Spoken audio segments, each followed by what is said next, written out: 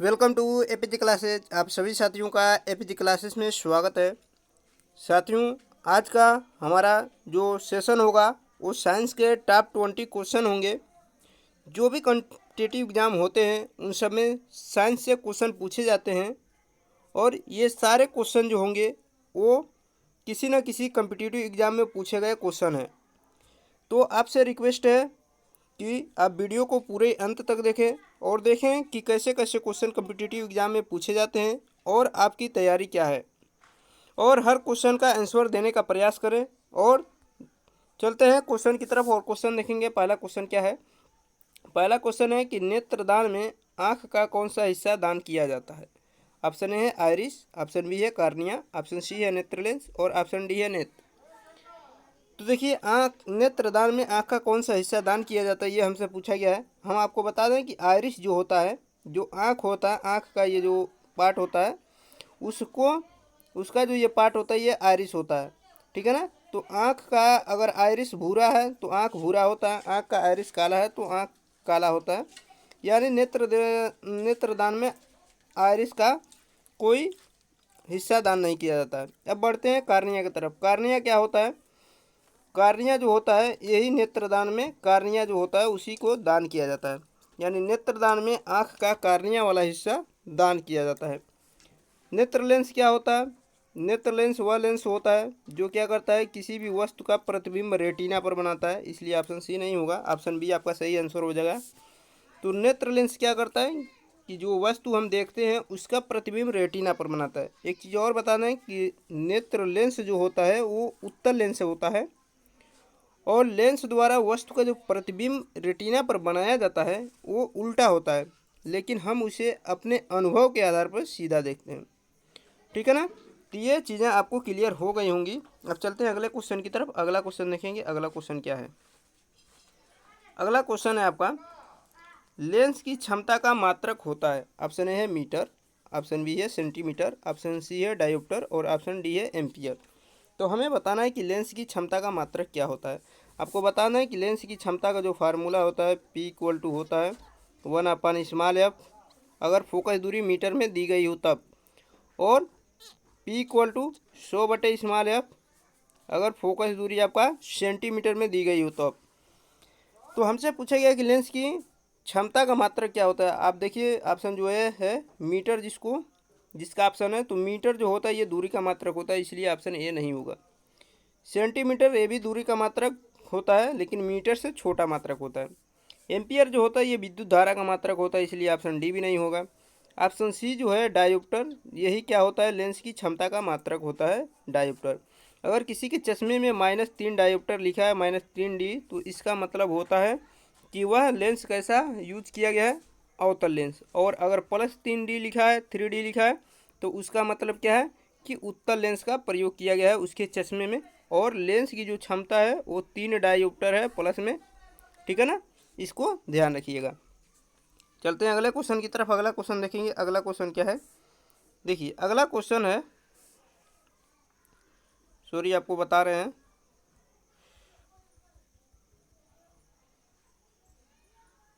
देखिए अगला क्वेश्चन है आपका कि फोटोग्राफी में प्रयोग किया जाता है। ऑप्शन ए है AGI, ऑप्शन बी है AGBR, ऑप्शन सी है SO2 और ऑप्शन डी है HG। तो हमें बताना है कि फोटोग्राफी में किसका प्रयोग किया जाता है।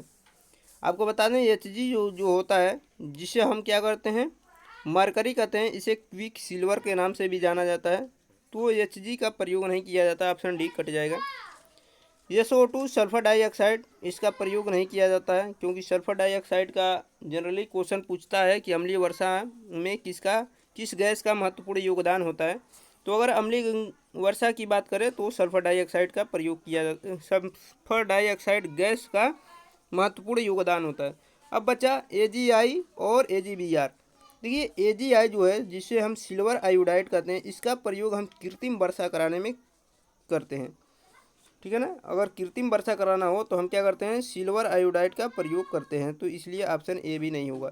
हमसे पूछा गया कि फोटोग्राफी में प्रयोग किया जाता है, तो AGBR, जिसे हम सिल्वर ब्रोमाइड कहते हैं, इसका प्रयोग हम फोटोग्राफी में करते हैं। बढ़ते हैं अगले क्वेश्चन की तरफ और अगला क्वेश्चन देखेंगे। अगला क्वेश्चन क्या है? अगला क्वेश्चन है कि रक्त का पीएच मान होता है। ऑप्शन ए है 7.5, ऑप्शन बी है 7.4, ऑप्शन सी है 6.67 और ऑप्शन डी है 4.7। तो हमें बताना है कि रक्त का पीएच मान कितना होता है। हम आपको बता दें कि पीएच मान क्या होता है। देखिए, अगर किसी चीज़ का पीएच मान 7 है, तो अगर 7 है तो वह है उदासीन, यानी वह चीज़ उदासीन है, जिसे न्यूट्रल कहते हैं।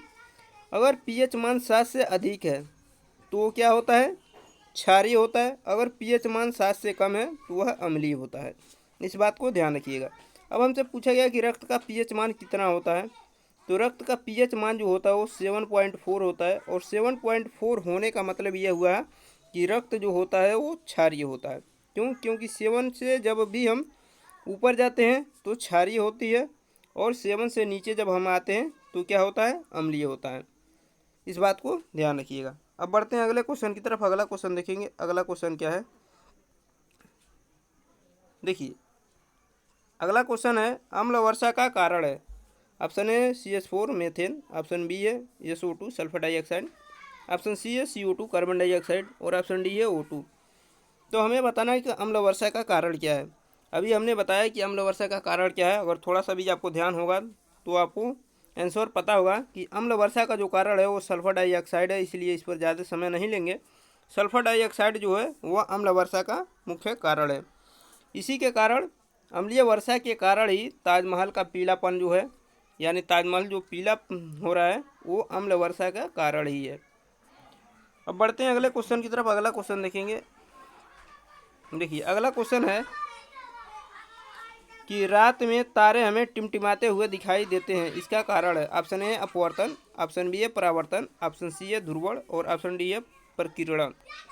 तो हमें बताना है कि रात में हमें तारे टिमटिमाते हुए क्यों दिखाई देते हैं। देखिए, प्रकीर्णन जो होता है आपको बता। तो क्वेश्चन क्या है कि रात में तारे हमें टिमटिमाते हुए दिखाई देते हैं, इसका कारण है। ऑप्शन ए अपवर्तन, ऑप्शन बी है परावर्तन, ऑप्शन सी है ध्रुवण और ऑप्शन डी है प्रकीर्णन। तो आपको बता दें, सबसे पहले प्रकीर्णन क्या होता है इसको जान लीजिए। प्रकीर्णन क्या होता है, जब सूर्य के प्रकाश क्या होते हैं, पृथ्वी पर आते हैं, तो पृथ्वी पर क्या होता है, वायुमंडल होता है। वायुमंडल में धूल के कण होते हैं। तो सूर्य का प्रकाश जब धूल के कणों से टकराता है तो वह बिखर जाता है, वह सभी दिशाओं में बिखर जाता है, और इसी घटना को हम कहते हैं प्रकाश का प्रकीर्णन। अब एक चीज़ और आपको बता दें कि प्रकाश का प्रकीर्णन जो होता है उसमें बैगनी जो रंग होता है उसका प्रकीर्णन सबसे अधिक होता है। प्रकीर्णन का मतलब होता है बिखराव, यानी कौन सा कलर सबसे अधिक बिखर रहा है। तो आप देखेंगे कि बैगनी रंग जो होता है उसका प्रकीर्णन सबसे अधिक होता है, यानी उसका बिखराव सबसे अधिक होता है। और लाल जो रंग जो होता है उसका प्रकीर्णन सबसे कम होता है, अर्थात वह बहुत ही कम बिखरता है। तो ऐसे भी आपसे क्वेश्चन पूछा जा सकता है कि आकाश का रंग नीला होने का कारण है या नीला दिखाई देने का कारण है, तो उसका आंसर आप प्रकीर्णन बता सकते हैं। ऐसे भी क्वेश्चन पूछा जाता है कि खतरे का निशान लाल होने का कारण है, तो उसका भी कारण प्रकीर्णन है, क्योंकि लाल रंग क्या होता है, उसका प्रकीर्णन कम होता है, इसलिए वो दूर से दिखाई दे देता है। तो चलते हैं हम अपने क्वेश्चन की तरफ, ज़्यादा इस पर डिस्कशन नहीं करेंगे। देखिए, हमसे पूछा गया रात में हमें तारे टिमटिमाते हुए क्यों दिखाई देते हैं, इसका कारण है अपवर्तन।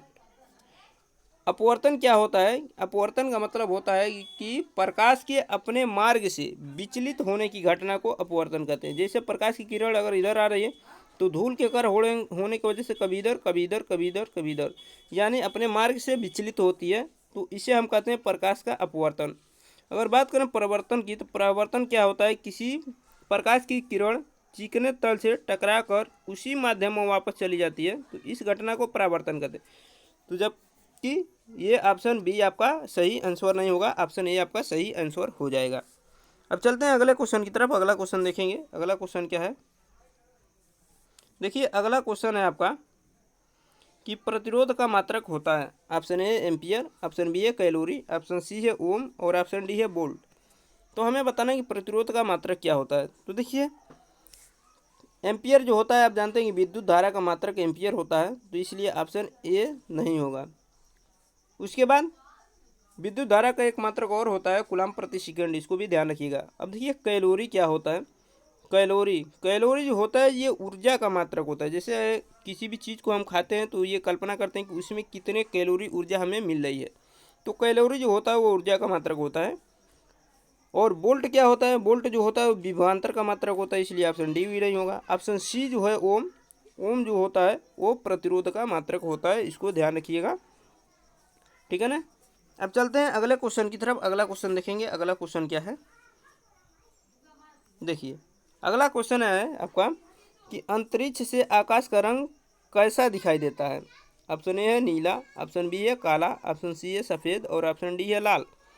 तो हमें बताना है कि अंतरिक्ष से आकाश का रंग कैसा दिखाई देता है। अगर आप ध्यान दिए होंगे तो इससे पहले हम इसके बारे में डिस्कशन कर चुके हैं, और रंगों से संबंधित जब भी क्वेश्चन पूछे तो आप उसका आंसर सीधे क्या बताएंगे? प्रकीर्णन, ठीक है ना। लेकिन यहाँ पर प्रकीर्णन है नहीं, हमसे केवल पूछा गया है कि अंतरिक्ष से आकाश का रंग कैसा दिखाई देता है। तो हम बता दें कि अगर हम पृथ्वी से आकाश को देखते हैं तो वो नीला दिखाई देता है, तो इसलिए ऑप्शन तो ए होगा नहीं। क्यों? क्योंकि हमसे अंतरिक्ष से क्वेश्चन पूछा गया है। अब देखिए अंतरिक्ष से अगर आकाश को देखते हैं तो अंतरिक्ष से आकाश का रंग काला दिखाई देता है। काला दिखाई क्यों देता है? क्योंकि अंतरिक्ष में जो होते हैं, अंतरिक्ष के बाहर यानी वायुमंडल के बाहर हम बात करें तो धूल के कण होते नहीं हैं, इसलिए प्रकाश की किरणें क्या होती हैं? सीधे वायुमंडल में आ जाती हैं और बीच में कहीं बिखरती नहीं है। इसलिए अंतरिक्ष से क्या होता है? आकाश का रंग काला दिखाई देता है, इसको ध्यान रखिएगा। आशा है कि आपको चीज़ें समझ में आ रही होंगी। बढ़ते हैं अगले क्वेश्चन की तरफ और अगला क्वेश्चन देखेंगे। अगला क्वेश्चन क्या है? देखिए अगला क्वेश्चन है आपका